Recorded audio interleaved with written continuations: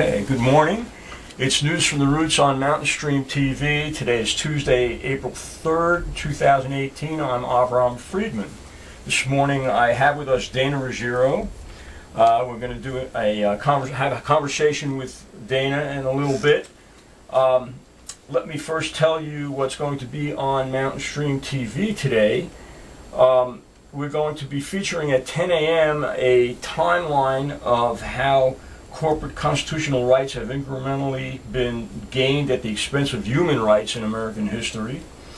At 10:40 a.m. we'll have a video recording of the Poor People's Campaign town hall that took place in Silva 2 Saturdays ago, and at 12:30 p.m. we'll have a recording of the Poor People's Campaign town hall in Haywood County that took place a couple of weeks before that. And at 2 p.m. We'll have the Occupy WNC report. This will be a live broadcast from our studio. At 2:30 p.m. we'll be showing a documentary about the People's Climate March of 2014 in New York City. There were like 400,000 people that showed up at that march, and it was incredible. Were you at that march by any chance? No, I was at the one in Nashville. Oh, okay, at the Yes. same time. Yes. Yeah. And then at 3:30 p.m. we'll be showing the Fair Vote Town Hall that took place at Haywood Community College last March. This is an expert panel about gerrymandering and what it's done to North Carolina and the history of gerrymandering, and how various states have fixed the problem by setting up an independent redistricting process that's worked very well.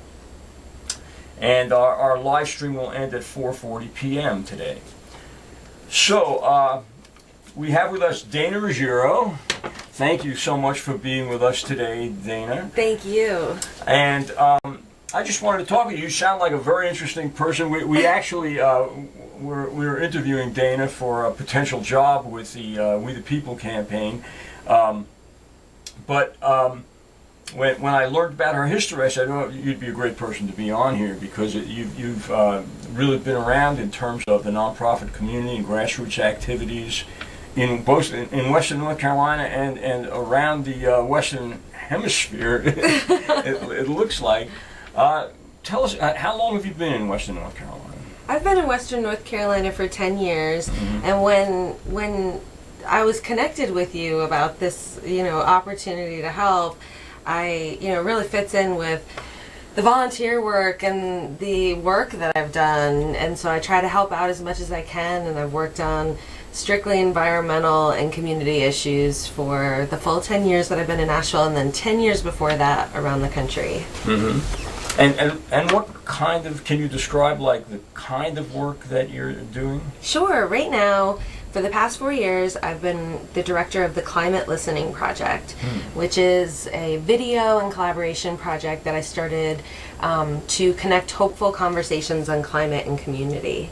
And so I have been traveling across the United States and around the world, filming people that are working together, dealing with impacts of climate change in their communities, but also creating solutions. So farmers, faith leaders, Republican congressmen, moms, all kinds of people that are seeing those impacts, that are fighting back and winning. That's interesting. How are they winning? Well, in my new series, The Story We Want, that I created with Moms Clean Air Force, I traveled to 8 states across the United States and filmed different women that are working together in their communities. So in Pennsylvania, for example, the fossil fuel industry tried to place a gag order on these women that were speaking out about the fracking that was happening near their schools, but they fought back and they won their right to free speech. In North Carolina, I filmed women that were basically having their air and water polluted from the local coal plant. So their local government came in and tried to also do a test fracking. And so they not only fought back against the coal, but they fought back against the new fracking, and they voted out their local government and voted in people that would support clean air and clean water and the people's health What there. county was that in? This is in Stokes County. Okay, and that's in the eastern part of the state. It's right? north of Winston-Salem. North of Winston-Salem. Yeah, Okay. north of So it's in the Greensboro. Marcellus Shale region where they're where they want to Yeah. frack. That's very interesting. But Yeah. they stopped it. That's incredible. And But we don't hear about that. How come? well, that's why I go out. That's why Yeah. I listen to these stories. I provide the opportunity, for these women to share their stories, for these individuals to share their stories, in hopes that through the films, others will have an opportunity to listen as well. So you're a filmmaker. You do your own videography? Sometimes, and then I Uh-huh. also work with, I've hired over 30 different videographers and creatives in the last 4 years. Really? Oh, that's fascinating. And I know in Western Virginia, where this is a big issue, you said there was a gag order placed on these women. Is that because they are impacted landowners and they had to sign a contract or something? How did they try to, on what basis did they issue a gag order? This was in Pennsylvania. Yeah. And this was because they were trying to do the fracking under their children's school. And so they were raising their voices, they were bringing these issues to light, and so the company tried to put that gag order on them, and when I went to film, they had just won. And so this was the first time that they were able to just speak about these issues again. There was no basis, and so that's why they won. That's why they won. Because I know there has been an issue in the past, if you ever watched any of Josh, I'm trying to think of his last name now. Josh Fox with Josh Gasland. Fox, yeah, with Gasland. Yeah, he talks about how when people sign a contract to allow drilling on their land, that part of that contract, whether they know it or not, is a gag order, Yeah. basically, and so they can be sued if they talk about it to the news media or anybody else. Yeah. But that wasn't even the case with these women. There was just they were just trying to flex their muscles and dictate terms. Yeah, and Yeah. I mean, they're so powerful, aren't they? The fossil fuel industry and They are. Duke Energy in this state in North Carolina. Have you done any work with the Atlantic people who are working against the Atlantic Coast Pipeline? Are you familiar with that issue? I am familiar with that issue, Yeah. and just a bit, but I did recently film Duke Energy representative, and in Western North Carolina, they are doing the Energy Innovation Task Force. Years ago, I was working with the Sierra Club's Beyond Coal campaign, Yeah. and we had them take the steps to retire the Asheville coal plant.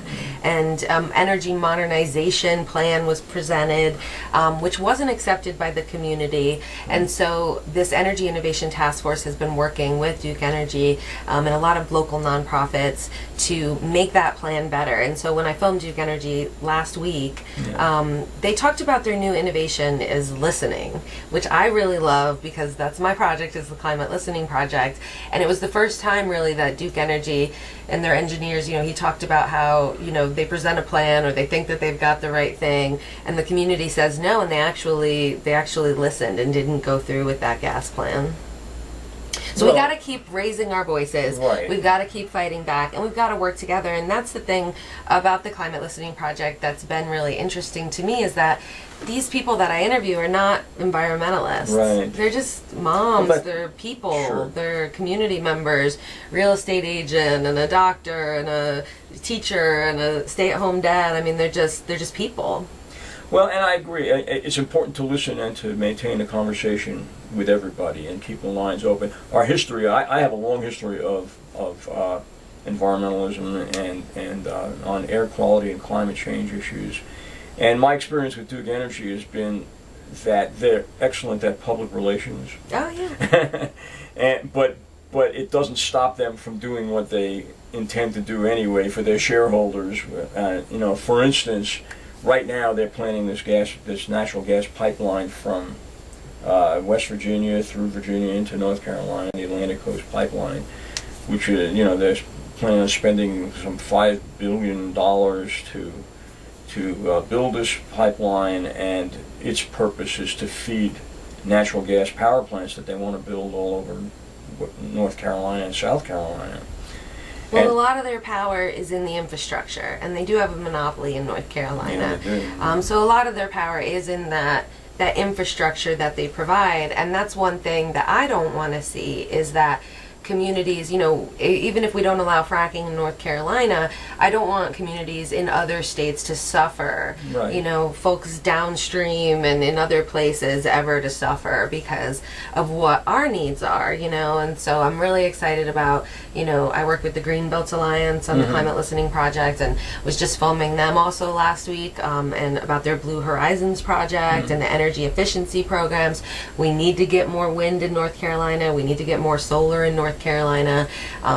Those are jobs, those are solid solutions. And so I think that, until Duke Energy figures out a way to better make money for their shareholders and, make money in general off Right. of clean energy, that shift isn't happening fast enough. Well, it's hardly happening at all for Duke Energy. I think the problem is they're planning on building this infrastructure for fossil fuel. That is a major investment. It's their major investment for the next 50 years. Yeah. And we can't afford to burn fossil fuels for the next 50 years. Well, we don't have third-party energy sales in North Carolina. We Right. don't have wind in North Carolina. And until we can get solar on the homes in a more expansive way, get wind here, we're not sustainable. We're not locally resilient to climate change either.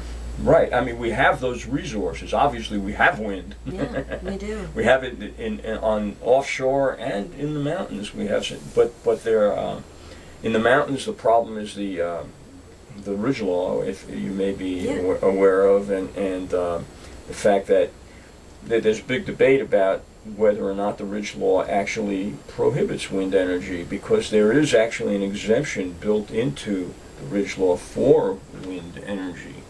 But the way it's worded, it can be interpreted differently. Although that was clearly the intent of the people who wrote the law.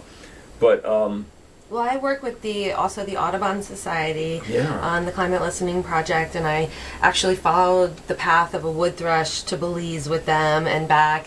And I do screenings of the Wood Thrush Connection, the film that we made. And at the screenings, they talk about the benefits of wind energy. A lot of Right. people think that there may be negative impacts to wind energy, and they really do support that. And so when I hear experts like the Audubon Society advocating for wind energy off the coast, I see that information, and I believe that it would be okay. It would be good for our migratory species. It would be way better for the health of our communities Right. than any more pipelines or any more, fossil Absolutely. fuels. well, I think that's the case. The climate change is responsible for threatening entire species of birds and bats and land animals and plants and trees And people. and aquatic wildlife. And so we're talking about the wind energy. It's any structure you build is going to result in the death of some birds, some bats. That's just any structure. Even when you build a house or a building, you're going to find collisions with birds. Absolutely. But it's minuscule compared Right. to the damage that climate change is doing, and wind energy is an important component of the answer to climate change. Well, I think, whereas maybe we haven't always thought out the trajectory of the fossil fuel development and what the impacts would be, I think we've been able to have that time to do that research, and we know what birds need for climate change adaptation. And what that means is that like Audubon released their Audubon Birds and Climate Report. And so we're not only looking at where birds are migrating to or living now, but where they might live in the future, and making sure that there are forested habitats for them, and that not everything is all buildings and development, know.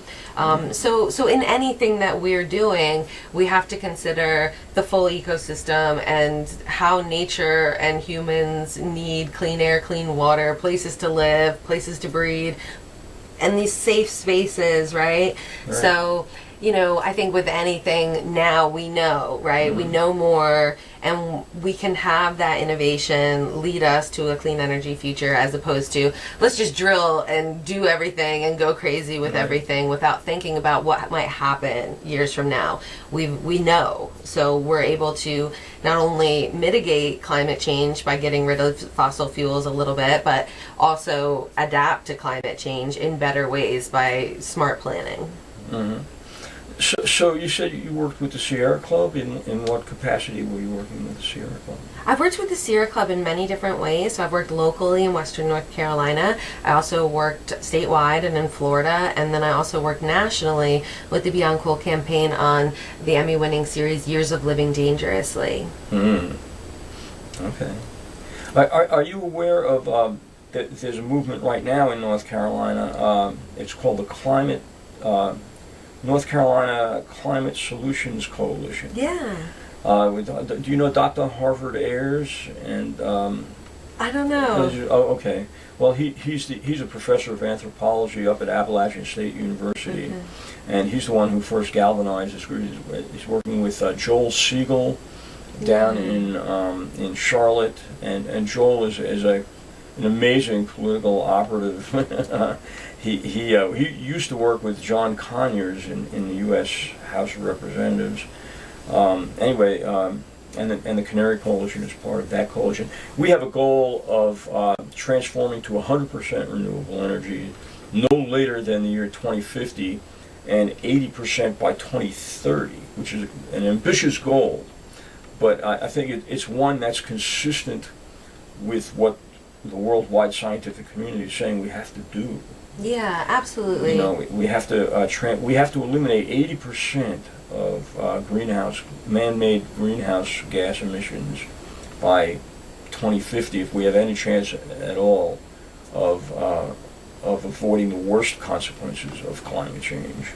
Yeah, I mean, no matter what we do now, we're already today seeing impacts from climate change. Some of my films showed at the Paris Climate Talks, and I'm a big believer in the Paris Climate Agreement and also the Sustainable Development Goals and the goals for 2020, 2030, 2050. And so I think it's wonderful what you are doing with the Canary Coalition. Well, thank you. But one of the things we're getting involved with right now is the North Carolina We the People campaign. And somebody, very often I get asked the question, well, you're an environmental organization. What does that have to do with the environment? And the answer is it has everything to do with the environment, because the power of the fossil fuel industry and Duke Energy in North Carolina in particular is that they are obstructing the kind of changes that need to happen in order for us to achieve 100% renewable energy, for instance, in order for us to curb the fossil fuel, the use of fossil fuels, because their motive is profit, and they've used that enormous their enormous economic resources to influence the political system, which is the whole story behind Citizens United decision of the Supreme Court, and the ability of corporations and other artificial entities to influence our political system with money by essentially buying elections, and that's what has happened not only in North Carolina but nationwide. And so this has provided us with this campaign to overturn the Citizens United decision and redefine the role of corporations. You know, we're not anti-corporation. Corporations are necessary, but they shouldn't be in control of our political system. And so this impacts not only environmental organizations, it impacts civil rights organizations and voting rights organizations, it impacts labor rights, women's rights, healthcare issues, the criminal justice system.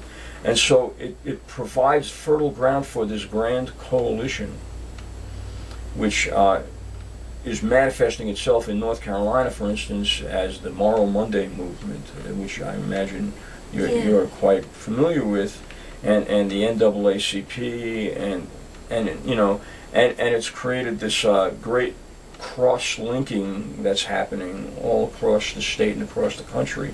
For instance, I'm the executive director of the Canary Coalition. I'm also the vice president of the local chapter of the NAACP, and it's largely because of this coalition building that's going on right now. And the issue of the Citizens United, this getting the money out of politics, is the galvanizing force that's happening right now. And so, have you dealt with this issue at all in your work up until now? Yeah, I think that, you know, we see that impact of, you know, corporations in politics. We see young people today fighting back against gun money in politics. We're seeing impacts, you know, on the black people and colored people of this country in private prison system money in politics. We see impacts in our communities across rural North Carolina and across the United States of the opioid crisis, from pharmaceutical money in politics. The list goes on, and so specifically, you know, the fossil fuel money in politics has created a system where no matter, you know, what we do, no matter how many people we get in the streets, you know, we do not have as much money, right? And so it just slows progress down. And we're fighting against big money. We're fighting against the idea of losing our democracy to be able to have our voice, have our votes, when the people that we're voting for have been purchased as opposed to, you know, having our, you know, voices heard. And so, you know, yesterday it kind of went viral, this Sinclair Broadcasting, you know, words told, you know, that they had to say, and across America, each anchor and reporter said exactly the same thing. Isn't that something? You know, it's big media money that's in politics. Every place that you look, and so today is a big day. It's Martin Luther King Jr. And I think as we look at that history of people, you know, rising up and fighting back, we need to, you know, think about how equity and inclusion is a part of all of our movements. The environmental movement can't be a white male movement, you know. None of these movements against the fossil fuel companies or for any progress has to include everybody. And so I think that, you know, that's really the only way that we're going to win. And that's why, you know, you see these young people fighting back now against the big gun money. When we've seen progress, we've seen people really coming together, everybody at the table to fight against that big greed. And so it's going to take all of us, I think. That's really interesting, the point you brought up about the Sinclair Broadcasting, not just the Sinclair Broadcasting system, but all of the major news media, all the major newspapers, all the major television networks and radio stations and public radio even, are very influenced by those same corporate interests who are buying politicians, and it's as if it's so Orwellian, isn't it? Well, it is, because Yeah. Sinclair Broadcasting has the ability to buy up every media outlet, and so they have pretty much. And so the idea even that many TV stations are owned by the same company. We used to have a lot of local radio, and we still do, but Clear Channel owns pretty much all the radio now. So we've got to be careful about, the messages that we're receiving, and that we're not only listening to those messages from the media or from the corporations and the propaganda that we're told, but also to our neighbors and to our community members, and that we're working together.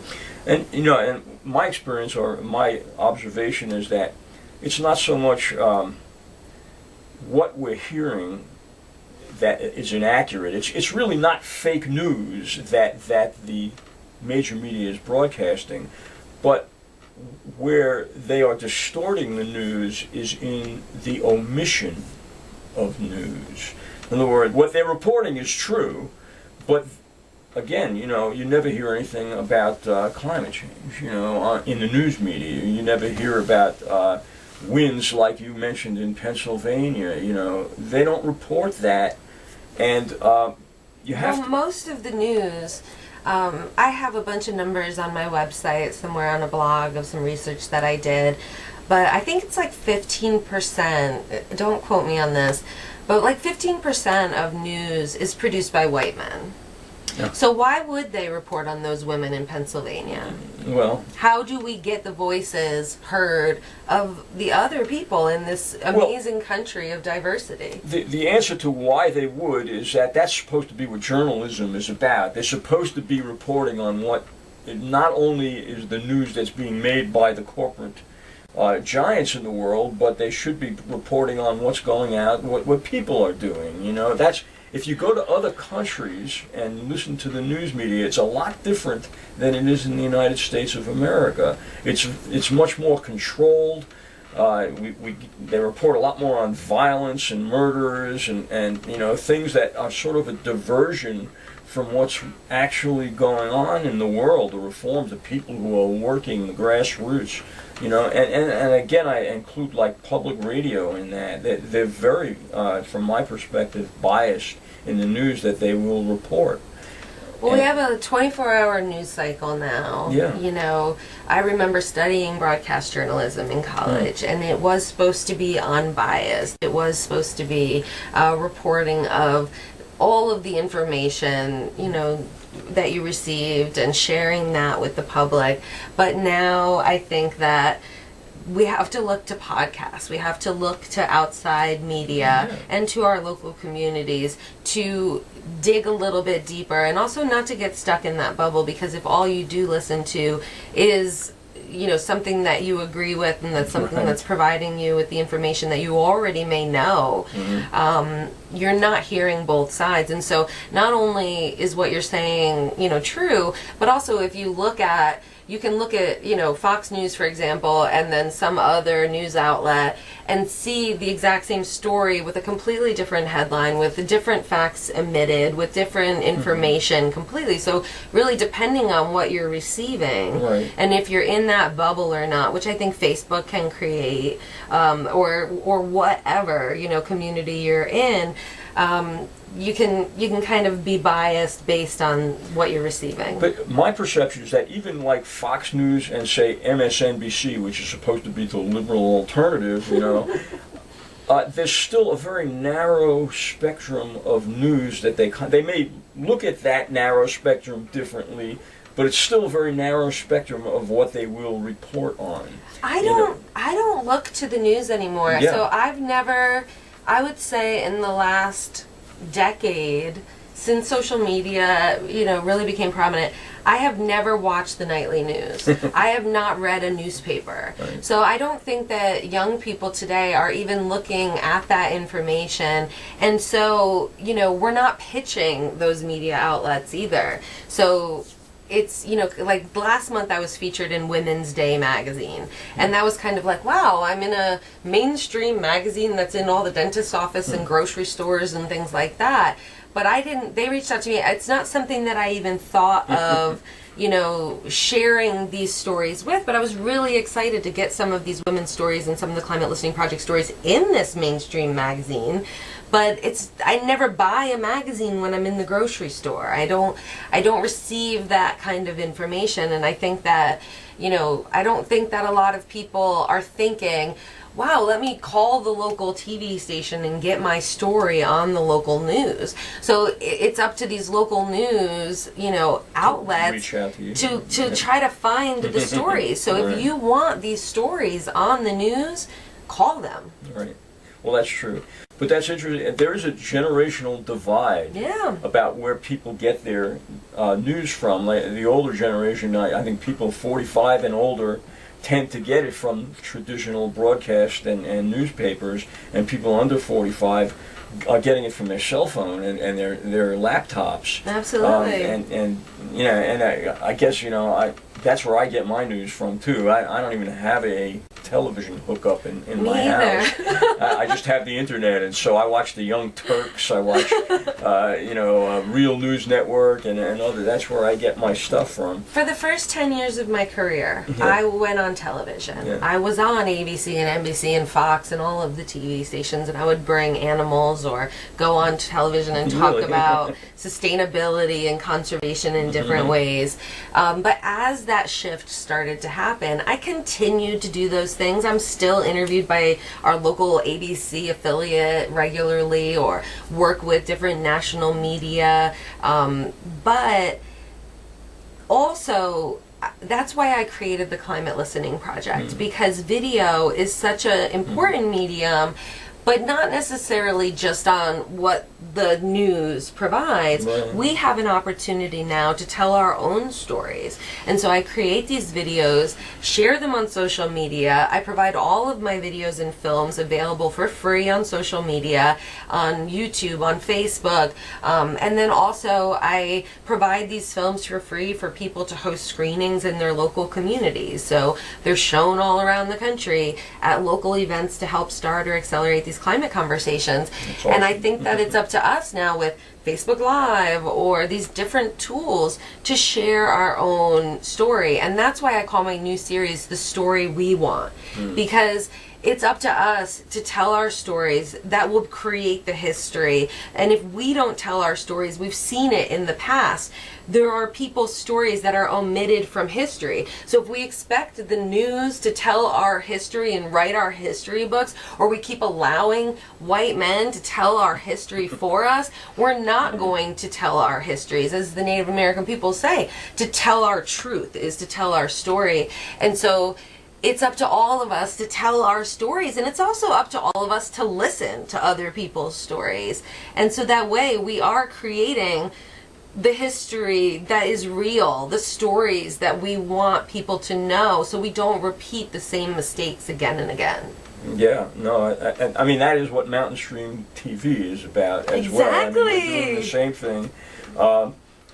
There are some white men that allow other people to But you've to tell the invited stories. me on, and you provide these platforms so that not only are you listening to me, but you provide this platform for others to Right. listen as well. And that's what you want, really. Let's narrow it down to conservative white men.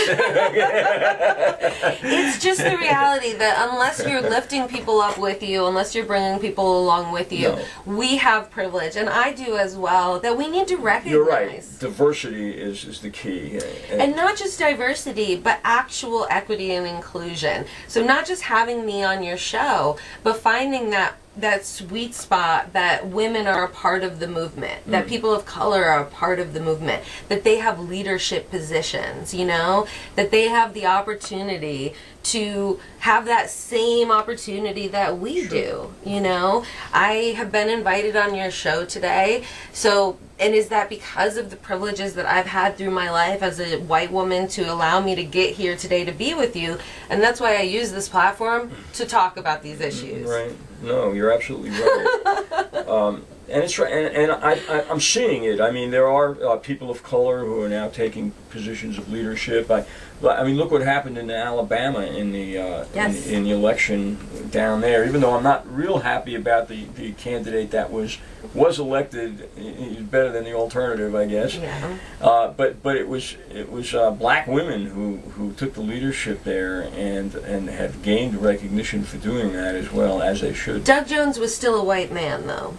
Right, well, yeah, very much so. But now there are, I just read like this week that there are several black women running for office in Alabama right now. Great, so we have to have that seat at the table as well, I think, for everybody. Yeah, and I think it's showing cracks in the establishment that that Doug Jones won that election. You know, Yeah. the way he did, not Yes. the people who got him elected. Not so much. I mean, it really pisses me off that he turned around almost in the first vote that he had to take on and voted with the banking industry.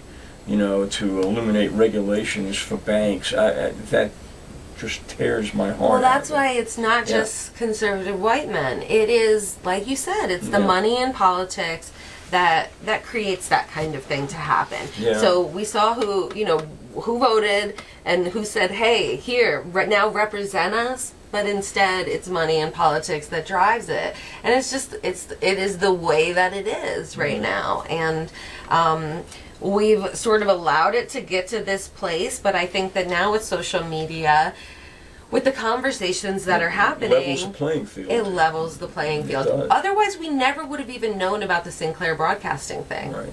right? And the good news is that with the younger generation being so progressive, the younger generation is growing and getting more powerful every day, Yes. and the older generation is dying off every day. I mean, it's almost inevitable that we're going to win this fight. You know.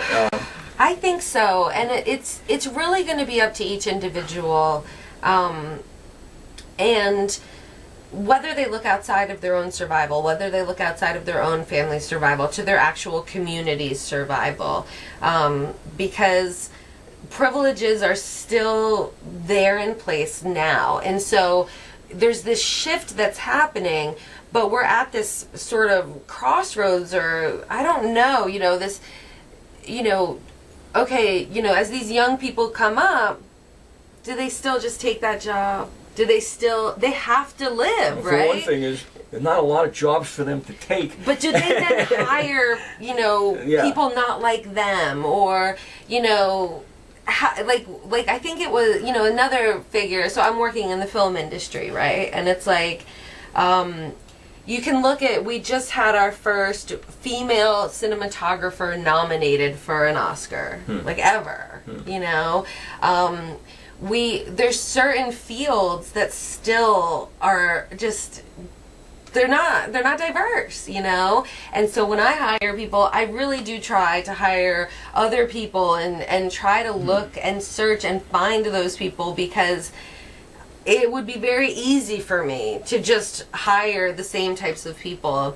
And so it's going to be up to these folks, these young people, to say, well, am I just gonna, this is easy, this is great, Right. I got my privilege, I can just do this. Or to say, you know what, I'm gonna help this other person and lift them up, I think that many in the younger generation, specifically those who are getting involved in progressive causes, really do recognize the need to look beyond their own survival and to a greater community of people, because to them the institutions that served previous generations are failing. For instance, in healthcare. Yeah. In child care, in taking care of the elderly. They're beginning to confront these problems and understanding, I can't do this alone. Well, and not only do we have money in politics, but we also have such a huge wage gap in the United States that has set up these young people for a really bad situation. Yeah, between college debt Yeah.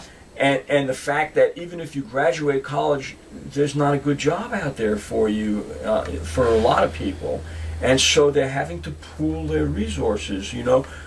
I had this discussion with my son, and he talks about how unnatural it is the way we have developed what he calls the super nuclear family. Now, it's not against marriage or anything like that. That's fine for people to end up in couples in nuclear families, but it can't be two people against the world anymore. Exactly. You need a greater community of people, which for thousands of years, the human race had, and we were members of tribes, and people took care of each other. Everybody helped with the elderly. Everybody helped with child care. There was somebody who helped with health care that everybody went to. And we have to sort of move back in that direction a little bit, so that again, that more global consciousness or community consciousness has to develop, and it died there for a while.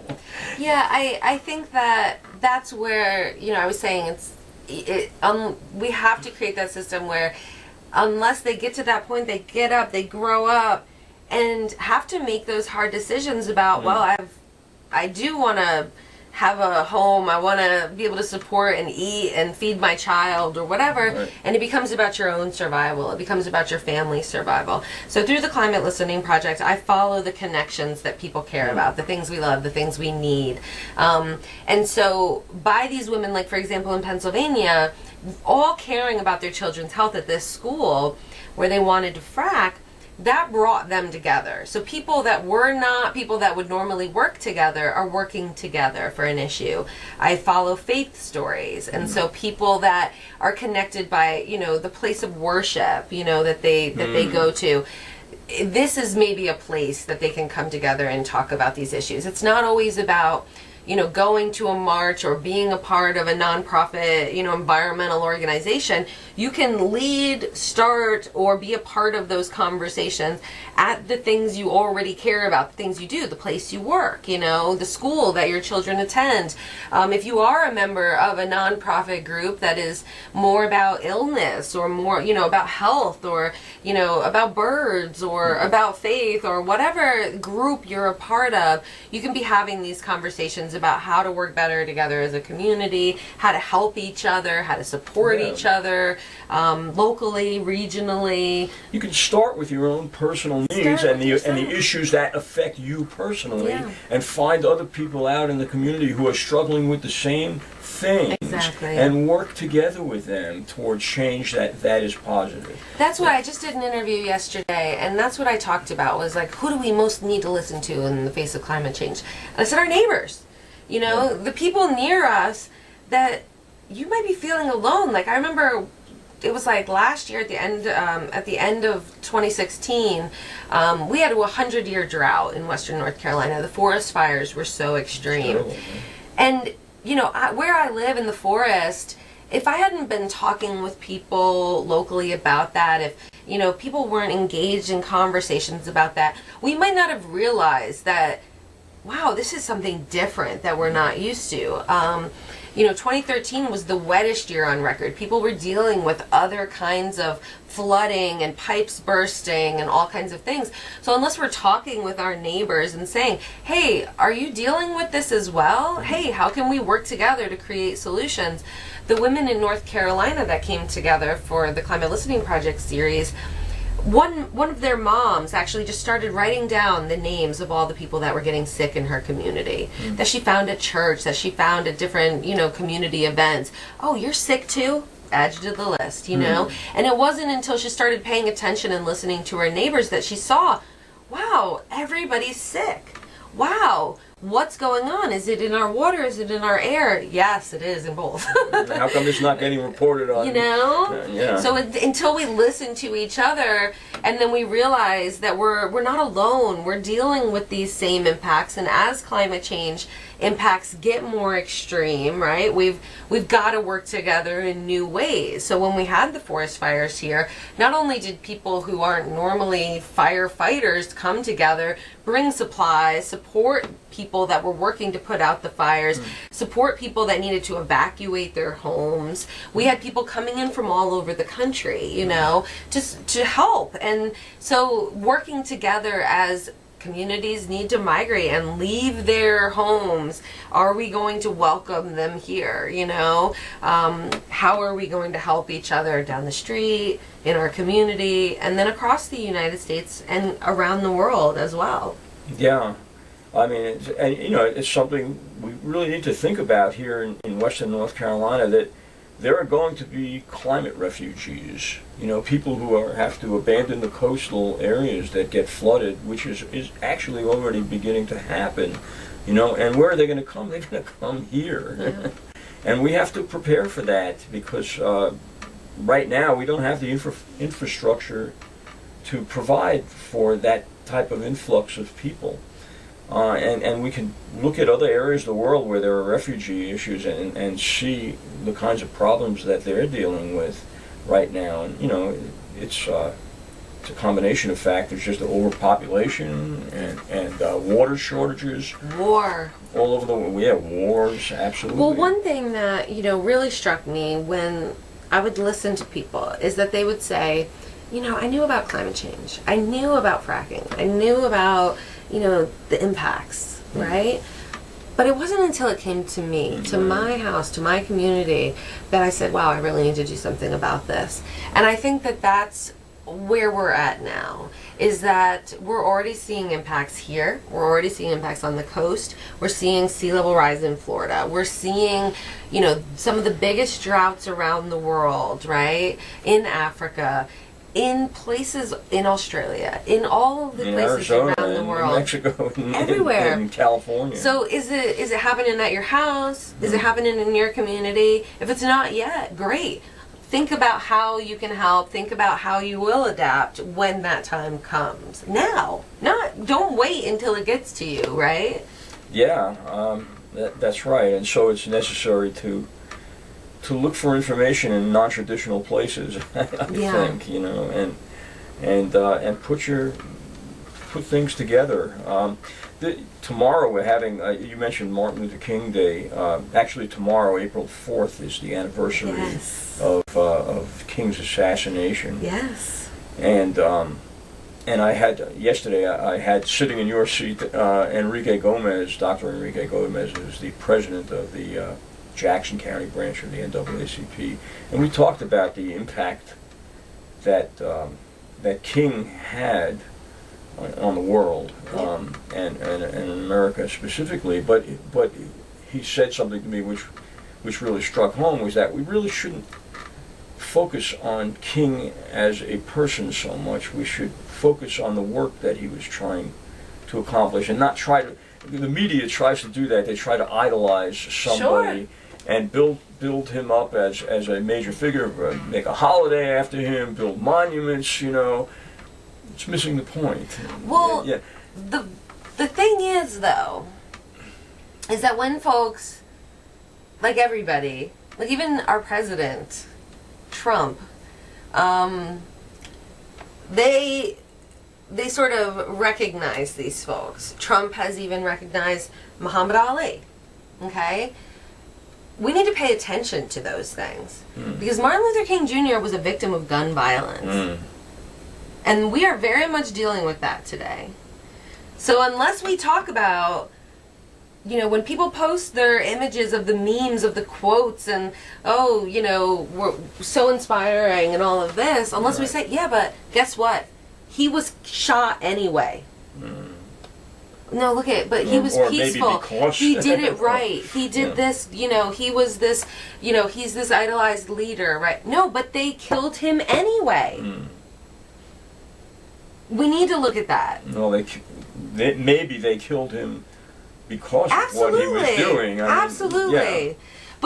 But the idea that like we shouldn't be, that we have to be a certain way and be in this model, they killed him anyway. We are seeing black men and black people, black women shot down regularly across the country. We're hearing that, Colin Kirkpatrick should not be kneeling at this place, or, oh, the cast of Hamilton should not be protesting at this place, or this isn't the right time, that's not the right time. But then when Martin Luther King Jr. Day comes around, everybody's sharing these memes, so good, do it this way. They killed him anyway. They did, and the Black Lives Matter movement is just so important. So it's not just important. because of gun violence and the individuals that are getting killed in that way. It's because of environmental justice too. Absolutely, It's, climate justice as well. Climate. When they build a pipeline, where did they route the pipeline? Through the poorest, Yes. most black or Native American lands, or Hispanic lands, and when they located a coal ash pond or coal burning power plants, where did they locate it? They located it in the poorest area they can find, where they think there's going to be the smallest amount of resistance, if any. And they'll offer jobs like it's a great thing for the community, and that never happens. And No, I visited the Dene people, the Navajo reservation in New Mexico, and listened to them there. I've listened to women in Cuban communities in South Florida that are dealing with the sea level rise. The African American community that lives near the power plant in Stokes County. Everywhere across America, it is a reality that for decades we have drilled, we have placed our waste, our most toxic things in African American and Latin communities for generations. And Native American communities. And yes, absolutely. And the idea that there's land. No, that public land, that sort of reservation land, is BLM. It's, drilled and drilled and drilled. The area that I visited in New Mexico actually is the highest concentration of pollution, of methane, of emissions, and you can actually see that red dot from space when you look at that map of the United States.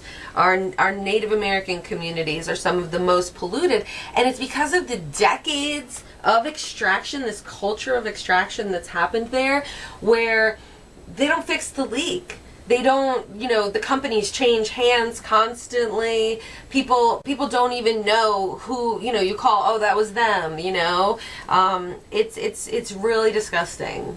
It is. But at the same time, it's heartening to me to see the reaction that's building now. Like, I went to Standing Rock in North Dakota last year, and just the coalition of tribes and groups, I mean, wow, it's about time, that it was so powerful. I mean, it was palpable how powerful it was, and they describe it themselves as one big prayer, and it was like everything. You felt this resonance, this deep spiritual quality about everything, from building a fire to working together to build huts and teepees and just keeping the community together, feeding everybody. It was a very powerful prayer that drew this grand coalition of people there, and I just that has to continue. Absolutely. I mean, they were going to put the pipeline through a different community, the white community. Through Bismarck, right. And they said, no, not here. So they moved it. They moved it to the Indian Territory. Yeah. And so it's good that people came together, but also we're still in that time when that kind of thing happens. Oh. And more than ever, I would say. It shouldn't be that way, right? And so it's good that people came together, but I think they just had a leak on that pipeline again. I think they've had several leaks on that pipeline, and that's an oil pipeline, as opposed to the Atlantic Coast pipeline is a gas pipeline. But that same coalition of When you people- look at the maps of the pipelines across America, when you look at the maps of the coal ash ponds across America, horrible. when you look at the gas plants and the, the fracking wells, within, just, a half mile from schools across America, that was the thing that shocked me the most in traveling and listening to people, is that the reality is that it's so bad everywhere. And one of the things that, really resonated with me, was that this idea of like the propaganda from the fossil fuel companies that we need to drill. We need to drill to have energy independence. We need to drill. Or bridge fuel or whatever. So that we're, we are making money so that we're this energy leader or something like that. We're going to create jobs. They always say that. We're going to create jobs. Another thing was, drill a well, bring a soldier home kind of thing. Yeah. This propaganda that's been given to communities when in fact it goes in these pipelines, it goes to the ports, and it leaves. That's right. To the highest bidder overseas. Yes. Exactly. So the extraction is making money for the few that then, like we talked about, goes then to vote the politicians and that allow this cycle to keep going. When the jobs actually, one thing that I do have to bring up is that the jobs in the fossil fuel community are transient jobs. And so not only are you seeing a culture of extraction on the Native American communities, and in all of these communities where this fracking and drilling and, devastation is taking place, but you're also seeing these man camps is what they're called, and these worker men that kind of come in, drill something and then leave. You see increased rape, you see increased sexual assault, you see increased STDs, you see increased missing persons. Women are victims of this fossil fuel industry extraction that's in so many more ways than gets broadcast. Those stories definitely don't hit the news. That's an aspect I wasn't aware of. That's very interesting. The communities where you're seeing, like in Pennsylvania, those women, talked about just the devastation that happened from those transient jobs to their local teenage women and their young women there. In Native American country in New Mexico, they talked about how they're scared to even walk down the street, Native American women don't get on the same missing persons list in that same, how often do you see that go national and viral that a Native American woman is missing from a reservation somewhere? Never. But it's happening every single day, and it's devastating. It's a culture of extraction that goes far beyond the damage to our natural environment. It's damaging our health of our children. Of negligence. Exactly. That's very interesting. And another aspect of what you're talking about, the fossil fuel industry, there's propaganda about we got to become energy independent. Most members of the fossil fuel industry are international corporations. They have no allegiance to the United States of America. They just go where the money is. And they extract money from wherever they can. And they don't care about our jobs. They don't care about our people, our women, or anything. They just come in and take what they can and then leave. And what surprises me is the changing of hands. Say a company buys over a well that had already been drilled, but then a leak happens. That company can say, oh, well, that leak was because of the company that was before us. It wasn't us. We didn't make that leak, or this damage happened because of them, and then it changes hands again. We see it again and again where, I remember in West Virginia, there was a big chemical spill even. The company just goes bankrupt. And then what? There's nobody held liable, right? There's nobody, the polluter pays kind of thing. We don't see in that money that all goes up to the top and benefits the CEOs and the shareholders. For example, right now in North Carolina, we're dealing with the coal ash spills. Who's going to pay for that cleanup? It's us, the ratepayers. That's right. while the CEO is going to get a huge bonus, really a big amount, exciting for her, and the shareholders all profit as well. So we're still paying for this damage, Always. and you're not It's seeing always that the customer full that's life paying. cycle cost in the extraction that's happening across the country. And we're going to pay for the new pipelines as Yeah. well. And you know, there are 19 major pipelines being planned now, including, you know, we thought we defeated the Keystone XL pipeline. They want to bring that back. Yeah. They've completed the Dakota Access Pipeline for all practical purposes. You know, And- one thing that I do talk with people about when I'm doing my listening and I'm listening to Republicans is that we fought against Obama. I love President Obama, right? But I fought him on several issues. Sure. And the Keystone Pipeline is a perfect example of that, of people coming together and rallying, And winning. not saying, this is my party, this is my president, I am on board with whatever he says, you know, and just this blind dedication, right? That's all I ask, is that to listen to what's happening around you, to listen to your community, to listen to yourself and the way that you're being impacted, and not to get caught up in that idea that, like, you know, no matter what party you are, it's still a responsibility of the people to call out our president, to call out our local politicians. This isn't a baseball game. It's not. That's how it's treated. It's almost treated like a sport Gotta pick on a side. the major media. Like you're either red or blue, Yeah. you know, and you root for your team regardless of what. No, that's not We what it's fought about. Obama on the Keystone Pipeline, and it took a long time. Yes. And we won, right? Monsanto. I mean, I just remember like constantly calling on Obama and my local politicians Right. to take action. People that I voted for, you know, and that's all I ask, is that America continues to be that voice, right? That we share our voices and we ask the politicians to listen, and we're constantly learning and innovating and trying to be better, and not just saying, well, I voted for that person and now I'm going to do what they say. They work for us. That's right. Well, on that note, we're running out of time, but that's a great note to end on. Thank you for coming on, Dayna. This has been a great, wild conversation, and let's continue it. I love it. And- I look forward to, you know, possibly helping out with, you know, more and more issues here in North Carolina. I'm always excited to be working in North Carolina. People can learn more about my work via the Climate Listening Project.